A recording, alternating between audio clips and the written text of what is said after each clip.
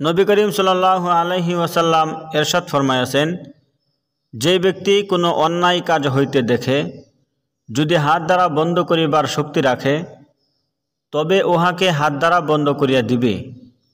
যদি এই পরিমাণ শক্তি না রাখে তবে জবান দ্বারা উহার প্রতিবাদ করিবে। যদি এই ক্ষমতাও না থাকে তবে অন্তর দ্বারা উহাকে খারাপ মনে করিবে। আর ইহা হইল ঈমানের সর্বনিম্ন স্তর। অন্য এক হাদিসে আছে, যদি তাহার জবান দ্বারা বন্ধ করিবার শক্তি থাকে তবে জবান দ্বারা বন্ধ করিয়া দিবে, নতবা অন্তরে উহাকে ঘৃণা করিবে। ইহাতেও সে দায়মুক্ত হইয়া যাইবে।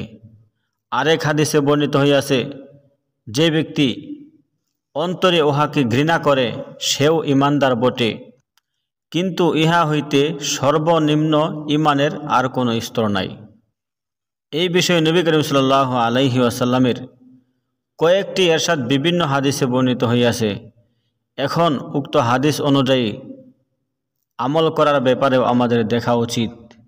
আমাদের মধ্যে কতজন লোক এরূপ আছেন, কোনো অন্যায় কাজ হইতে দেখিয়া উহাকে হাত দ্বারা বন্ধ করিয়া দেয়, অথবা শুধু জবান দ্বারা উহাকে অন্যায় বলিয়া প্রকাশ করিয়া দেয়, অথবা দুর্বল ঈমান হিসাবে কমপক্ষে অন্তরে উহাকে ঘৃণা করিয়া কিংবা ওই কাজ হইতে দেখিয়া অন্তরে ব্যথা অনুভব করে।